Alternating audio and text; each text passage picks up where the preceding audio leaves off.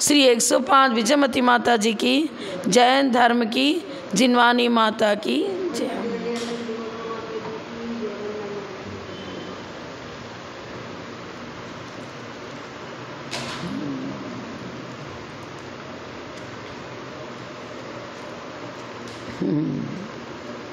Page number याद नहीं रहता। हाँ, कीर्त्या महत्या भुवि वर्धमानं त्वां वर्धमानं स्तुति गोचरत्वं निनीशवस्मो वयमद्य वीरं विशीर्ण दोषाशय पाशबन्धम्।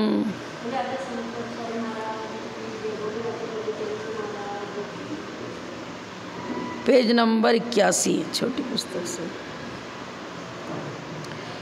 विशेष सामान्य विशक्त भेद विधि व्यवच्छेद विधायि वाक्यम अभेद बुद्धे रविशिष्टता स्यात् व्यावृत्ति बुद्धेश्च विशिष्टता ते।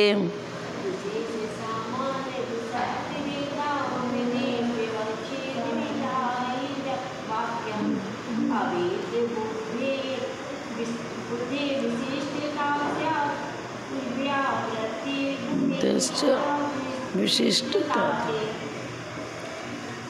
यहाँ बता रहे हैं, जो भी हम वाक्य रचना करते हैं अपने सिद्धांत को रखने के लिए, प्रत्येक पद वाक्य विशेष धर्म और सामान्य धर्म दोनों से विशक्त सहित होता है। विशेष किसे कहेंगे? विसदृश, माने विसदृश में सदृशता से रहित, जैसे ज्ञान दर्शन सुख वीर्य, प्रत्येक का स्वरूप अपना अपना है। समय से सम्यक ज्ञान सम्यक चाहे सब आत्मा के गुण है, लेकिन उनका लक्षण संज्ञा लक्षण आदि की अपेक्षा भेद है, तो भेद विवक्षा को देता है, वो हो गया विशेष। एक गुण के दूसरे गुण के साथ विसदृशता, विसदृश का मतलब अन्यत्व है लेकिन पृथकत्व नहीं है, ये विसदृश। और सामान्य में अभेद विवक्षा लेंगे। विशेष का मतलब भेद विवक्षा को लेकर कथन करना और सामान्य माने अभेद विवक्षा को लेकर कथन करना। तो प्रत्येक वाक्य विशेष और सामान्य दोनों धर्मों को लिए हुए होता है। क्यों? गुण पर्यावत द्रव्यम, परिभाषा यही है। द्रव्य पर्याय के बिना होता नहीं, और पर्याय है तो पर्याय द्रव्य में भी बनेगी, गुण उसके अंदर रहने वाले गुणों में भी बनेगी। द्रव्य गुण उनकी अर्थ क्रिया, कर्म माने अर्थ क्रिया, किस द्रव्य के अंदर किस रूप परिणमन करने की योग्यता है, कौन सा गुण क्या कार्य करेगा। ज्ञान गुण जानने का काम करेगा, सम्यक दर्शन गुण श्रद्धा का काम करेगा, चारित्र तद्रूप परिणति कराएगा, जैसा स्वरूप है वैसा। तो द्रव्य गुण और कर्म उनका व्यक्तिकरण किस प्रकार होगा? व्यक्तिकरण माने उनकी अर्थ क्रिया अपने अपने स्वरूप को लिए हुए होगी। ज्ञान गुण का स्वरूप है जानना, सम्यक दर्शन का है तो श्रद्धा रूप परिणमन हो गया। तो ये कह रहे विधि और प्रतिषेध, इन दोनों का विधायक ही वाक्य होता है। कोई भी वाक्य हम कहेंगे ना तो उसमें विधि निषेध दोनों, विधि विशेष सामान्य विशक्त, विशेष और सामान्य दोनों से सहित ही वाक्य रचना होती है। भेद भेद रूप होता है। जब हम भेद रूप विधि को स्वीकार करते हैं, उसको मुख्य बनाया, तो उस समय निषेध का व्यवच्छेद नहीं हुआ, गौण रूप में वहाँ मौजूद रहता है। विधि और विधि का मतलब अस्ति, व्यवच्छेद का मतलब नास्ति। अस्ति नास्ति दोनों का विधायक ही वाक्य होता है। विधायक माने दोनों को स्वीकार करने वाला, लेकिन क्या करेगा? एक को मुख्य करेगा, अन्य को गौण करेगा। विधि मतलब अस्ति, व्यवच्छेद माने नास्ति। अस्ति नास्ति दोनों का विधायक, अर्थात दोनों स्वरूप का को व्यक्त करने वाला। विधायक माने उसको व्यक्त करना, कथन करना। वाक्य रचना में दोनों ही धर्म सम्मिलित हैं, इसका मतलब। अब भेद विवक्षा करेंगे तो विशेष को मुख्य बनाएंगे, और अभेद बुद्धि, जब अभेद बुद्धि से अर्थात अभेद विवक्षा को हम मुख्य रूप में स्वीकार करते हैं तो अविशिष्टता मैंने भेद विवक्षा न देते हुए सामान्य पक्ष को हमने मुख्य बनाया तो विशेष गौण हो गया, विशेष को मुख्य बनाया तो सामान्य गौण हो गया। ये चीज़ है। जब अभेद बुद्धि माने हम अपनी बुद्धि में जब अभेद विवक्षा को लेकर चर्चा करते हैं तो अविशिष्टता, वहाँ कोई विशिष्टता नज़र नहीं आती। हमने कहा आरिका उन्हें कहते हैं जिन्हें उपचार महाव्रत होता है। अब एक एक आरिका की अलग अलग चर्चा थोड़ी हुई, नहीं हुई ना। हमने कहा जीव उसे कहते हैं जिसमें चेतना गुण पाया जाए। अब कोई एक इंद्रिय, दो इंद्रिय, पंचेंद्रिय की अलग अलग चर्चा तो नहीं करी, तो अविशिष्ट हो गया ना। भेद विवक्षा को न दिखाते हुए वस्तु स्वरूप का निरूपण हो रहा है, वो सामान्य हो गया ना। अभेद बुद्धि अविशिष्टता से और व्यावृत्ति बुद्धि माने पर्यार्थिकने से जब हम चर्चा करते हैं, व्यावृत्ति माने भेद विवक्षा। भेद बुद्धि जहाँ होती है, भेद रूप कथन करते हैं, वो प्रत्येक का अलग अलग चर्चा करेगा। देखो एक इंद्रिय जीव उसे कहते हैं, दो इंद्रिय उसे कहते हैं, तीन इंद्रिय, चतुर्थ, पंचेंद्रिय, प्रत्येक का स्वरूप अलग अलग बताएगा। चर्चा तो जीव की चल रही है, कि भेद प्रभेद करके पर्यायों की अपेक्षा से अलग अलग वस्तु स्वरूप को बताता है, वह विशेष हो गया। व्यावृत्ति बुद्धि विशिष्टता, अभेद बुद्धि अविशिष्टता। अविशिष्टता माने अभेद विवक्षा लो और विशिष्टता माने भेद पर्यायार्थिकने से एक एक का स्वरूप, एक एक गुण धर्म को, वस्तु के अंदर रहने वाले प्रत्येक गुण की अलग अलग चर्चा करेंगे तो विशिष्टता हो गई। और अलग अलग न चर्चा करते हुए हम बता रहे हैं कि भाई गुण और गुणी में प्रदेश भेद तो होता नहीं है, इसलिए अभेद है। ये चीज़ हो गया। सरल है, आज के ज़्यादा कठिन नहीं। हाँ, जैसे उदाहरण दिया घट लाओ, उदाहरण देना ना, घट लेकर आओ। यह वाक्य जिस प्रकार घट के लाने रूप विधि का विधायक, विधायक माने प्रतिपादन करना, अपन बोलते हैं ना, विधि का प्रतिपादन चल रहा है, तो उस समय अघट के न लाने रूप प्रतिषेध का भी विधायक है। घट लाओ तो घट शब्द का प्रयोग किया हमने, इसका मतलब मुझे घट ही लाना है, अन्य कटोरा, ग्लास, प्लेट आदि नहीं लाना है, अन्य वस्तु। ये अर्थ उसी में सम्मिलित है, अभिप्राय सम्मिलित है ना। अगर हम कहें कि नहीं घट लाओ, उससे अघट क्या, तो कुछ चर्चा ही नहीं चली। अरे फिर क्या करना पड़ेगा, अघट को मत लाओ, ऐसा वाक्य फिर बोलना पड़ेगा। हमने कहा घट लाओ, अब अघट को मत लाओ ऐसा अलग से कोई कहता है क्या? कोई नहीं कहता। तो एक दूसरे वाक्यांतर की रचना करनी पड़ेगी, फिर उस वाक्यांतर के द्वारा भी एक ही धर्म प्रकट हो रहा है, फिर उसके लिए तीसरे वाक्यांतर की रचना करनी पड़ेगी।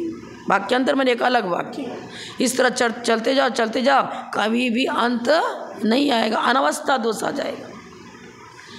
क्या लिख रहा है? उसी प्रकार अघट के न लाने रूप प्रतिषेध का भी विधायक है। कौन सा वाक्य? घट लाओ। इस शब्द में दोनों अर्थ सूचित होता है। घट लाओ मुख्य रूप में अर्पित हुआ और गौण रूप में अघट नहीं लाना है, ये अर्थ भी उसमें सन्निहित है। हाँ, मुख्यता हमने उसी को दी है। जब हम मुख्यता नास्ति को देंगे तो उस प्रकार वाक्य रचना करेंगे। क्या बात? उस वाक्यांतर के तत्प्रतिषेध विधायी न होने पर और आप कहो कि घट लाओ, इससे अघट का निषेध नहीं हुआ, तो दूसरा वाक्य रचना करना पड़ेगा। वाक्यांतर के प्रयोग की कहीं भी समाप्ति फिर तो नहीं बनेगी, अनवस्था दोष का प्रसंग आ जाएगा, जिससे कभी भी घट के लाने रूप विधि की प्रतिपत्ति नहीं बन पाएगी। क्योंकि विधि और निषेध दोनों में अविनाभाव संबंध है। एक को सर्वथा हटा देंगे तो दूसरा भी हट जाएगा। विधि माने अस्ति और दूसरा हो गया नास्ति, प्रतिषेध हो गया नास्ति। देखो अब दूसरा उदाहरण ले लो। किसी ने कहा कि अभी रात नहीं है, तो क्या हो गया? नहीं को मुख्य बनाया, रात नहीं है बोला, तो इसका मतलब दिन है। अब दिन है अलग से कहता कौन है? रात नहीं है, हमने निषेध को अर्पित किया, मुख्य रूप से कहा अभी रात नहीं है, भोजन कर लो ना, रात थोड़ी हो गई, खा लो ना, अरे तुम्हें रात्रि भोजन का त्याग है, दिन में भोजन का त्याग तो नहीं है, तो भोजन करो, रात्रि नहीं हुई है। अब रात नहीं हुई है बोला ना उसने, पर दिन है अलग से कहने की आवश्यकता नहीं है। वो वक्ता के अभिप्राय में दोनों विवक्षाएं मौजूद है। रात नहीं है, निषेध को उसने मुख्य बनाया, लेकिन विधि उसमें सम्मिलित है, दिन है। क्या होता है, सूर्यास्त का जो अलग अलग समय है, उस समय का आदि किसको ज्ञान नहीं है, तुम कर देखो अभी कहाँ, अभी तो सूर्य का प्रकाश बराबर दिख रहा है। तो करा रात्रि भोजन का तुम्हें त्याग है, रात नहीं है, खाओ। ये बता, वक्ता के ऊपर निर्भर है। वो कभी निषेध को मुख्य बनाकर भी कथन कर सकता है, कभी विधि को मुख्य बना करके भी निषेध कथन कर सकता है। हम करें कि चतुर्थ गुण स्थानवर्ती मिथ्या दृष्टि नहीं होते, असंयमी तो हैं पर मिथ्या दृष्टि नहीं होते। तो चतुर्थ गुण स्थान में मिथ्यात्व का उदय नहीं है बोला, जिसका मतलब क्या हुआ, सम्यक दृष्टि है, अपने आप हो गया ना। हमने प्रतिषेध को मुख्य बनाया पर विधि उसमें सम्मिलित है। हमने कहा चौथे गुण स्थान में मिथ्यात्व नहीं है, इसका मतलब सम्यक दर्शन है। ठीक, अनेकांत यही है स्याद्वाद। आपके स्याद्वाद शासन में जिस प्रकार अभेद बुद्धि से द्रव्यत्व आदि की व्यक्ति, अविशिष्टता, समानता होती है, अर्थात वस्तु तत्व का कथन करते समय जब अभेद रूप से हम सामान्य को मुख्य बनाकर कथन करते हैं तो भी विशेष उसमें गर्भित है। उसी प्रकार व्यावृत्ति भेद विवक्षा, जब भेद बुद्धि की विशिष्टता को लेकर कथन करते हैं तो अभेद उसमें गौण रूप में मौजूद है। भेद बुद्धि लिखकर माने हमने विशेष पक्ष को अर्पित किया और सामान्य पक्ष को अनर्पित रखा। कभी हम सामान्य पक्ष को अर्पित करते हैं और विशेष को अनर्पित करते हैं।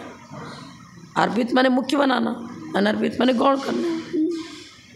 बिल्कुल सरल है आज का। तो 61 नंबर, सर्वांतवत् गुण मुख्य कल्पम सर्वांत शून्यम च मिथोनपेक्षम सर्वापदामंत करम निरंतम सर्वोदयम तीर्थमिदम तवैव।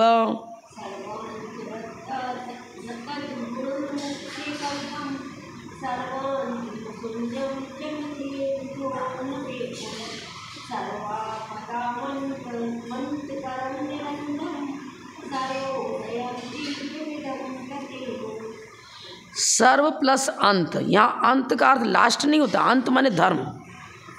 अनेकांत, अनेकांत में अनेक धर्मों का पुंज, अनेकांत, वस्तु अनेक धर्मात्मक है।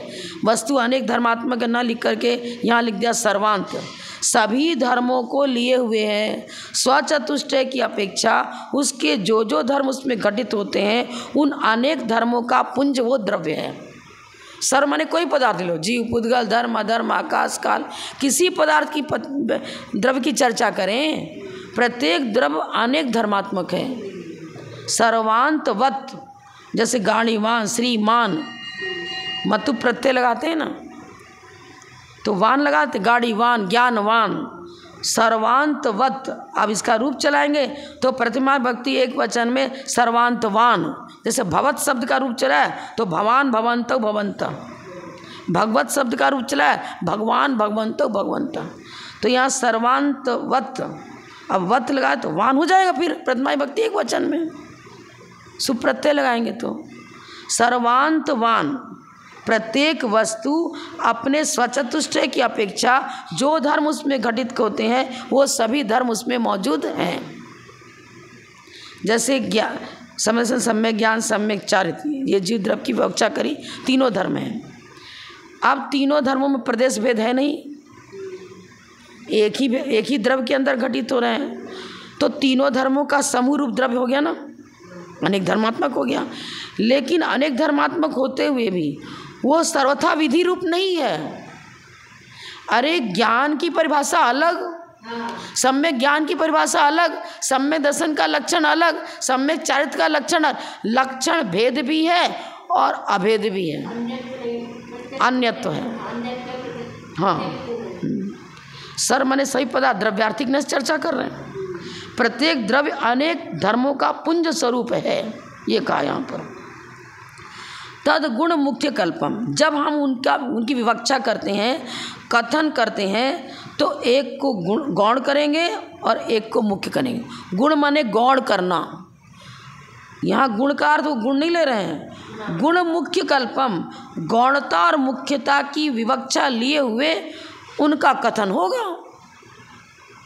गौणता और मुख्यता, गुण का अर्थ गौण करना, मुख्य माने उसको अर्पित करना, मुख्य बनाना।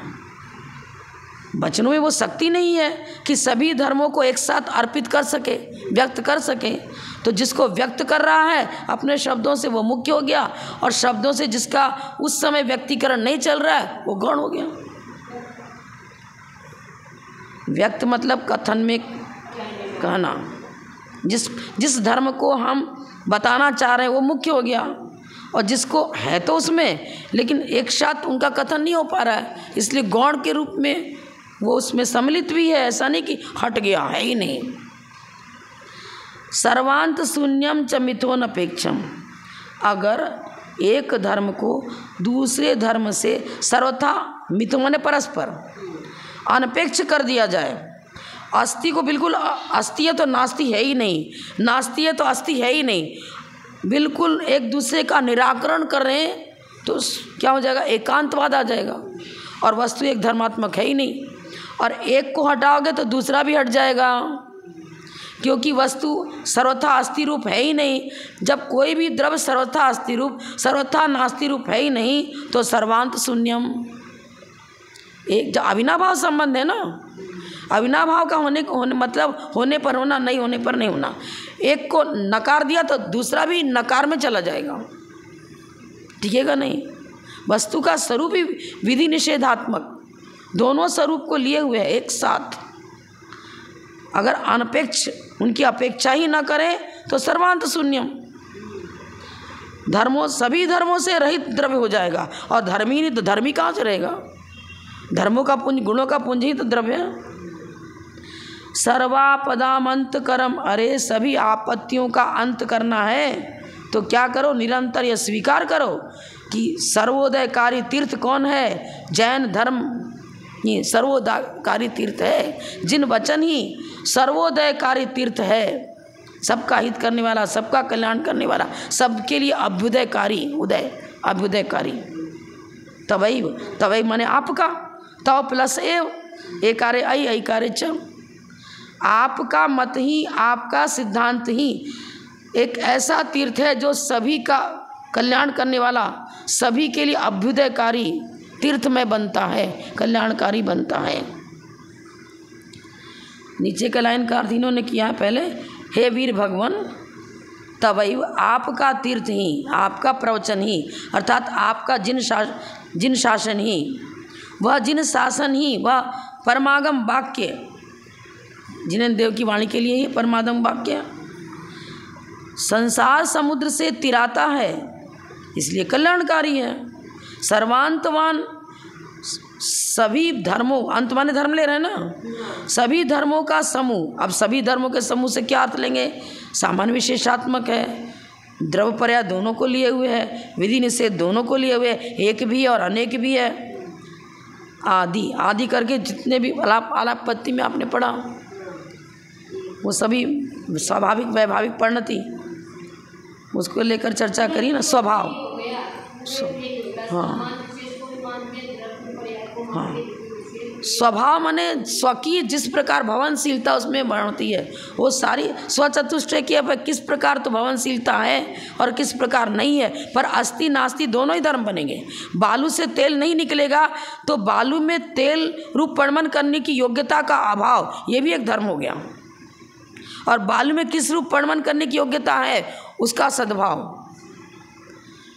हम में पुद्गल जीव द्रव्य है, उसमें पुद्गल द्रव्य रूप परिणमन करने की योग्यता नहीं है। एक द्रव्य दूसरे द्रव्य रूप परिणमन करता ही नहीं है, उसका स्वरूप ही ऐसा है, वो भी तो स्वरूप है।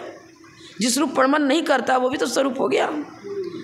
योग्यता और अयोग्यता दोनों की चर्चा करेंगे, दोनों पॉइंट में उसके स्वरूप की चर्चा आ जाएगी। किसी के स्वरूप का वर्णन करना है तो अस्ति नास्ति दोनों रूपता को लेकर ही वक्ता के अभिप्राय को हम समझें। एक विवक्षित होगा, अन्य अविवक्षित है लेकिन है, सम्मिलित है। ठीक है, लिख रहे हैं ना, अशेष धर्मों को लिए हुए है। जिन शासन अशेष धर्मों को लिए हुए हैं। जिनेंद्र भगवान की द्वारा प्रतिपादित जो दिव्यधनी है उसमें जो वस्तु स्वरूप का प्ररूपण किया गया, उसमें प्रत्येक वस्तु में अनेक धर्मों का प्रतिपादन किया गया है, लेकिन एक को गौण किया और अन्य को मुख्य किया। एक को मुख्य करेंगे, अन्य को गौण करेंगे। गौण तथा मुख्य की कल्पना को साथ में लिए हुए हैं, तभी तो नई विवक्षा होगी, सम्यक नहीं होगा वो। एक धर्म मुख्य है तो दूसरा धर्म गौण। अस्ति धर्म को मुख्य किया तो नास्ति धर्म गौण हो गया। अब जब नास्ति धर्म को मुख्य करेंगे तो अस्ति धर्म गौण हो जाएगा। इसी से सुव्यवस्थित है, कहीं कोई तकलीफ आती ही नहीं है और यथार्थता भी नजर आती है। लोक व्यवहार में भी समीचीनता, आगम से, युक्ति से, प्रमाण से, सब प्रकार से वो धर्म यथार्थ बनता है। वस्तु स्वरूप की यथार्थ चर्चा आपके जिन शासन में ही है, अन्यत्र नहीं है।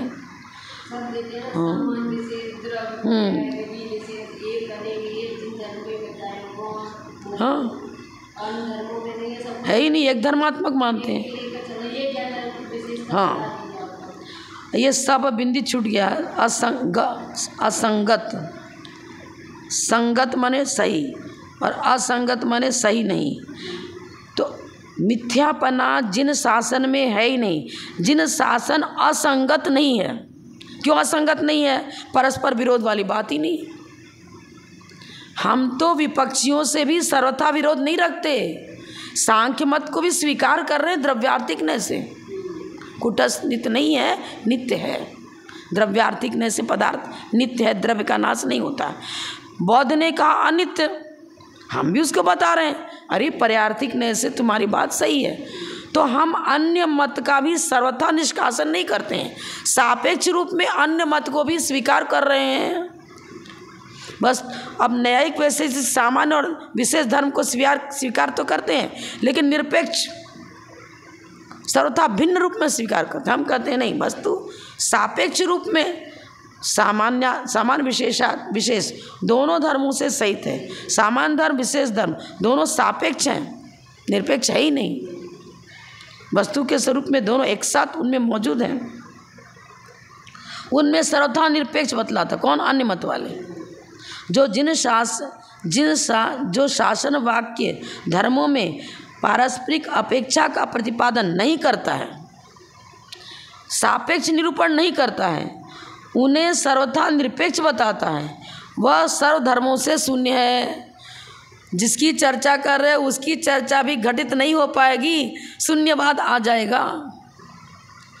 उसमें किसी भी धर्म का अस्तित्व नहीं बनेगा। एकांतवाद में न उसके द्वारा पदार्थ व्यवस्था ही ठीक बैठ सकेगी, पदार्थ व्यवस्था भी नहीं बनती। अतः आपका ही यह जिन शासन तीर्थ सर्व दुखों का अंत करने वाला है, यही निरंत है, किसी भी मिथ्या दर्शन के द्वारा खंडनीय नहीं है। अब यहाँ निरंत का अर्थ अंत लिया। जिन धर्म का खंडन, अंत माने खंडन, निशेष खंडन, निरंत, जिन धर्म का, जिन शासन का पूर्णतः खंडन करने वाली शक्ति एकांतवादियों में नहीं है। इस जैन धर्म को मिटा ही देंगे, समूल उखाड़ कर फेंक देंगे, सब तुले रहे, लेकिन नहीं उखड़ सका, क्योंकि इसमें यथार्थता है, सच्चाई है। लोक व्यवहार में भी वो घटित हो रहा है, परमार्थ से भी घटित हो रहा है, युक्ति से भी घटित हो रहा है। और यही सब प्राणियों के अभ्युदय, सर्वोदय लिखा ना, सर्वोदय माने अभ्युदय, सर्व सब प्रकार से हितकारी, यही सब प्राणियों के अभ्युदय का कारण तथा आत्मा के पूर्ण अभ्युदय माने स्थायी सुख शांति का प्रतीक जिन शासन ही है। इसलिए यही सर्वोदय तीर्थ कौन बनेगा? जिन शासन ही। भावार्थ, आपका शासन अनेकांत के प्रभाव से सकल दुर्नय किसको कहेंगे? परस्पर निरपेक्ष, निरपेक्ष एक ही वस्तु में अनेक धर्म मान भी रहा है तो निरपेक्ष रूप में मान रहा है तो भी गलत हो जाएगा, और एक धर्मात्मक मानो तो गलत है ही है। मिथ्या दर्शनों का अंत निरसन करने वाला है। मिथ्या दर्शन का निरसन करने वाला जैन धर्म। ऐसे लोग तो मिथ्या मत वाले जिन दर्शन का समूल उखाड़ कर फेंकने में समर्थ नहीं रहे। अब निरंतर कैसे ले रहे हैं? आपका शासन अनेकांत में ही है तो मिथ्या दर्शनों का निशेष अंत करने वाला है। निशेष अंत लगा तो रहे, निशेष अंत ही अर्थ। यदि विधर्मी है उसका वक्तव्य चल रहा है, अब वो चाहे कि जैन धर्म का नाश कर दे, नहीं कर सकता। और जैन धर्म अपने सिद्धांत को रख रहा है, सारे मत खंडित होते चले जा रहे हैं। निशेष अंत करने की शक्ति मिथ्या मत में जैन धर्म को समूल उखाड़ फेंकने की शक्ति नहीं, निरसन नहीं कर सकता। जैन धर्म मिथ्या दर्शन का निरसन करता है, लेकिन मिथ्या धर्म जैन धर्म का निरसन नहीं करता। नष्ट करना, समूल उखाड़ कर फेंकना। दुर्नय अथवा सर्वथा एकांतवाद रूप मिथ्या दर्शन ही संसार में अनेक शारीरिक तथा मानसिक दुख रूप आपदाओं का कारण है। क्या बताया था? सर्वापदाम अंतकरम निरंतम। सभी आपदाओं का सर्वथा अभाव जिन शासन से ही हो सकता है। सब प्रकार के दुखों का निराकरण, शारीरिक, मानसिक, ये लोक संबंधी दुख, परलोक संबंधी दुख, जितने दुख हैं, आकस्मिक दुख, गति जिस गति में गए, पर्याय संबंधी दुख, उन सभी दुखों का अंत कैसे होगा? जैन धर्म से ही होगा। जिन शासन को स्वीकार करो, तद्रुप अपना आचरण बनाओ, तो हमेशा हमेशा के लिए दुखों से मुक्ति हो सकती है। इसलिए दुर्नय रूप मिथ्या दर्शनों का अंत, अब मिथ्या दर्शन का अंत होगा तब तो जिन धर्मन का प्रारंभ होगा। जिस केंद्र बिंदु पर हिंदू धर्म का अंत होता है, उसके आगे से जैन धर्म का प्रारंभ होता है। मिथ्या दर्शन एकांतवादी, एकांत, विपरीत, विनय, संशय, अज्ञान रूप मिथ्या दर्शन है। उसको उगलोगे, हटाओगे, तब तो सम्य दर्शन होगा। भैया अंधकार हटेगा तो प्रकाश हो गया। दोनों पर्याय एक साथ होगी क्या? पुद्गल की जिस समय अंधकार रूप पर्याय चल रही है उसमें प्रकाश नहीं है। अंधकार और प्रकाश दोनों पर्यायों का एक साथ उपस्थित होना संभव नहीं है। इसी प्रकार मिथ्या दर्शन का भी उदय रहे और सम्यक दृष्टि भी रहे, नहीं बन सकता। दुर्नय कौन है? एकांतवादी। एक लेको बैठ गए, सर्वथा नित, सर्वथा नित, सर्वथा एक, सर्वथा अनेक, ये दुर्नय हो गया। इसको, ये मिथ्यात्व का प्रतीक है दुर्नय। इसका अंत होगा तो आपदाओं का भी अंत हो जाएगा। सारे विवाद, सारे झगड़े, सारी मतलब आपत्तियां मिट जाएंगी। जो लोग आपके शासन तीर्थ का आश्रय लेते हैं, उसे पूर्णतया अपनाते हैं, उनके मिथ्या दर्शन आदि दूर होकर समस्त दुख मिट जाते हैं और वे अपना पूर्ण अभ्युदय, उत्कर्ष एवं विकास सिद्ध करने में समर्थ हो जाता है। भगवान महावीर का जीव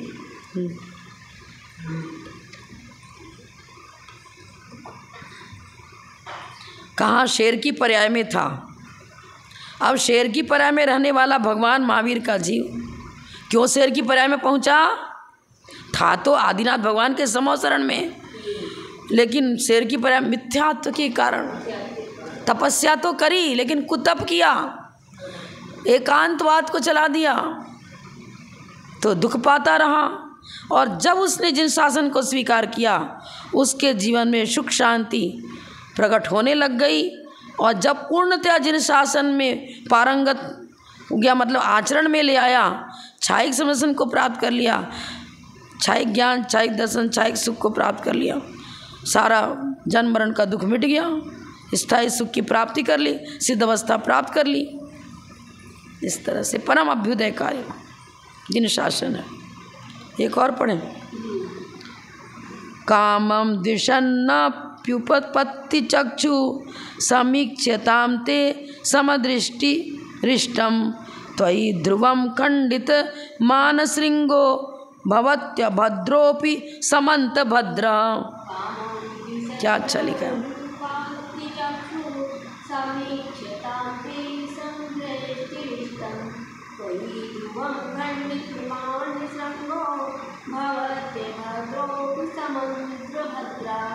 देखो समंत माने हर प्रकार से हर जीवों का कल्याण करने वाला, भद्र माने भद्रता हित करना, समंत माने हर पहलू से हर दृष्टि से जो कल्याणकारी हितकारी है उसे कहते हैं समंत भद्र। अब ये समंत भद्र जिन शासन का विशेषण भी है और जो रचयिता है इस ग्रंथ के समंत भद्राचार्य उनका भी नाम इसमें सम्मिलित हो जाता है। यही समंत भद्र है।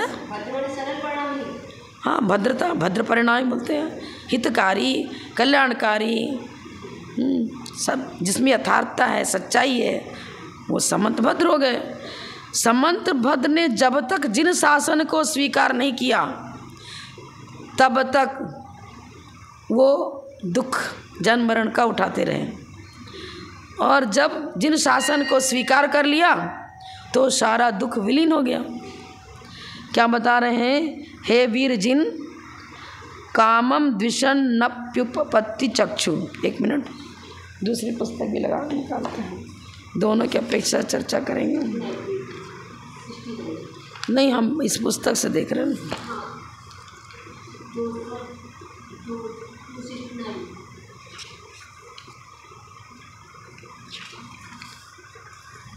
भगवान मेरे बहुत सारे डिटेल देते हैं ना, तो डिटेल में तो फिर वो तो अरे यार कहाँ गया।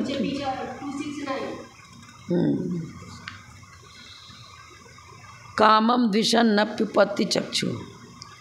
पहले इन्होंने ते शब्द का अर्थ लगाया, समीक्षताम ते अन्वयार्थ लगाएंगे ना, ते माने आपके, फिर इष्टम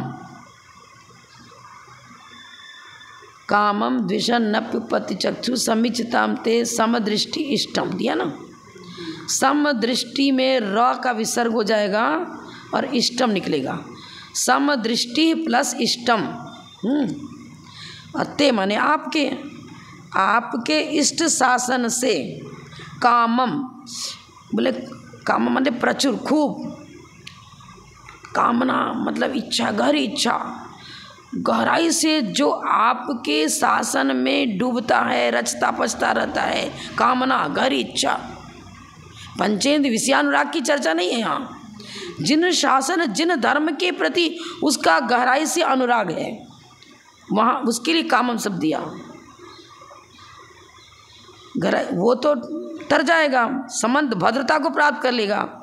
और जो जिन शासन से कामम, देखो दोनों तरह इष्ट अस्थि नास्ति दोनों से विवक्षा दे रहे हैं ना, जो जिन शासन से बहुत अधिक द्विषण द्वेष करता है, द्विषण प्लस अपि प्लस उपपत्ति प्लस चक्षु संधि विच्छेद कर रहे हैं। जिन शासन से खूब द्वेष रखता हुआ वो क्या करता है, उपपत्ति चक्षु युक्ति की आँख वाला। अब ये अपनी प्राग भाव रूप में पूर्व चिंतन बता रहे हैं, अपने में घटित कर रहे हैं। मैंने जब तक जिन शासन को स्वीकार नहीं किया और उससे द्वेष करता रहा, नहीं मानता रहा, तब तक क्या हुआ, मेरे पास ये नेत्र इंद्री तो थी लेकिन युक्ति वाली आँख नहीं थी। आगमान सारणी बुद्धि युक्ति ज्ञान चक्षु नहीं था, सम्यक ज्ञान रूपी चक्षु को मैंने प्राप्त नहीं किया, इसलिए माध्यस्थ दृष्टि भी नहीं रही, साम्य भाव जीवन में प्रकट नहीं हुआ, समता भाव जीवन में प्रकट नहीं हुआ, सही परीक्षण भी नहीं कर सका, समीक्षताम परीक्षण में फेल कर गया। कब, जब तक जिन शासन नहीं रहा। प्रयास तो किया, धर्म को समझने की कोशिश करी, लेकिन एकांत में पड़ा रहा। कभी बौद्ध बन करके धर्माचरण किया, कभी सांख्य बन करके धर्माचरण किया, कभी न्यायिक वैशेषिक के पक्ष में पड़ा रहा, एकांत, कभी विपरीत, कभी विनय मिथ्यात, कभी संशय मिथ्यात, इसी में जीवन अनादिकाल से मेरा चला आया, तब तक तो दुखी रहा। और जब क्या फिर बता रहे हैं, त्वयि आपके विषय में ध्रुवतापूर्वक, आपके जिन शासन को ध्रुवतापूर्वक स्वीकार किया तो क्या हुआ, खंडित मान श्रृंग अनंतान मंदी कषाय रूप। मान शब्द उपलक्षण है, मान के शिखर को मैंने खंडित कर दिया। जिन शासन को स्वीकार करते ही, सम्यक दर्शन के होते ही क्या खंडित हुआ, जैसे मानस तब मान को देखकर मान गलित हो जाता है। हे भगवान, हमारे अंदर जो अनंतान मंदी कषायों का उद्रेक चल रहा था, उस जिन शासन को स्वीकार करते ही वो बहुत बड़ा पहाड़ जिन जो था कषायों का, वो ढह गया, खंडित हो गया। और अभद्रापि, अभद्र होकर के भी समंत भद्र, सब ओर से भद्र हो जाता है। वह जीव जिसके अंदर अनादिकाल से अभद्रता अर्थात मिथ्यात्व का प्रकोप बना रहा, मिथ्या से ग्रसित रहा, वही जब जिन शासन को स्वीकार करता है तो सारी अभद्रता मिट जाती है और वही समंत भद्र बन जाता है। ये ठीक है, बहुत लास्ट का है ना ये। अपनी इच्छा अनुसार खूब जी भरकर अपने दुरागम दुष्शास्त्र की वासना के वशीभूत अंतःकरण वाला सर्वथा एकांतवादी आपके अनेकांत अमृत समुद्र के तीर्थ से दर्शन मोह के उदय से आकुलित बुद्धि वाला द्वेष भी रखता है। श्लोक से अर्थ लग रहा है ना। कामम का मतलब यहाँ पर पहली पंक्ति में मिथ्यात्व की चर्चा है। जिन शासन से प्रचुरता पूर्वक द्वेष कौन रखेगा, मिथ्या दृष्टि। कामम माने बहुत अधिक, द्वेषण माने द्वेष करता हुआ भी। उपपत्ति चक्षु तो नेत्र चक्षु तो मिली, लेकिन उपपत्ति यथार्थता की पहचान करने वाली जो युक्ति थी, वो युक्ति रूपी नेत्र हमें प्राप्त नहीं हुआ, जिससे सही परीक्षण किया जा सके। आगमान सारणी बुद्धि हमें प्राप्त नहीं हुई। युक्ति की परिभाषा धवला आदि ग्रंथों में यही बताई है, आगमान सारणी बुद्धि युक्ति, और उसी को यहाँ उपपत्ति लिखा। युक्ति रूपी नेत्र नहीं मिला, चक्षु लिख रहा है ना, विशेषण हुआ उपपत्ति और विशेष हुआ चक्षु। कौन सा चक्षु चाहिए, हमेशा मेरा जीवन सुखी रहे, इसके लिए कौन सी युक्ति चाहिए, जिन शासन। जैन धर्म में जो अनेकांत और शादवाद के द्वारा वस्तु स्वरूप का प्ररूपण किया गया है, वही युक्ति संगत बैठता है। अन्य मत युक्ति संगत नहीं बैठते। समीक्षताम और समीक्षण, ईक्षण परीक्षण, समीक्षण समीक्षा देते ना, इसकी समीक्षा दो, यथार्थ कैसे वो घटित हो सकता है, कैसे नहीं घटित हो सकता है। तो समीक्षण परीक्षण करने पर जैन धर्म सही नज़र आता है, फिर तो आपका मत ही इष्ट हो जाता है। ते इष्टम, आपके मत में ही समीचीनता नजर आती है, यथार्थ दृष्टि यहीं प्राप्त होती है। ध्रुवम, ध्रुवन निश्चित रूप से, जैसे सुमेरु पर्वत अडिग है, इसी प्रकार जैन सिद्धांत अडिग है। इसका खंडन करने की शक्ति किसी भी मत में है ही नहीं।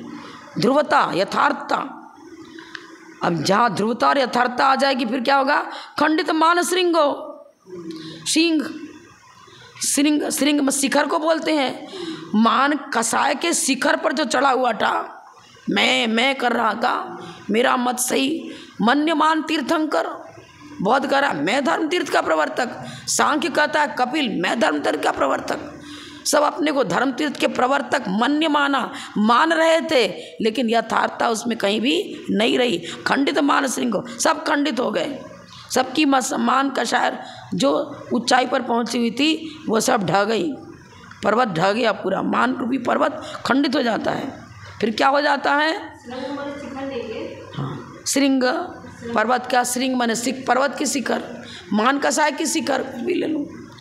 भवती अभद्रोपी, जो अभद्र था, देखो त्रैकालिक कोई सिद्ध नहीं होता, त्रैकालिक कोई सम्यक दृष्टि भी नहीं होता, त्रैकालिक कोई अरहंत नहीं होता। जितने जीव अरहंत और सिद्ध अवस्था को प्राप्त हुए, पहले मिथ्या दृष्टि थे, प्राग भाव। देखो सिद्ध अवस्था में प्राग भाव है मिथ्यात्व का, क्योंकि मिथ्या दर्शन मुनि का नाश करके सम्यक दृष्टि हुआ। अस्ति नास्ति दोनों चल रहा है। हुआ क्या, नष्ट क्या किया? मिथ्यात्व को समूल उखाड़ कर फेंका, फिर छाई सम्यक दृष्टि हुआ क्या? अस्ति। निकाला किसको? मिथ्यात्व को। अस्ति नास्ति दोनों आ रहा है ना। पहले अभद्रता थी, मिथ्यात्व में पड़े थे, फिर मिथ्यात्व का खंडन हुआ और फिर समंतता, सब ओद्र से कल्याणकारी यह जिन शासन प्रकट हुआ। समझ जाते। इसके बाद क्या है? 63। ठीक।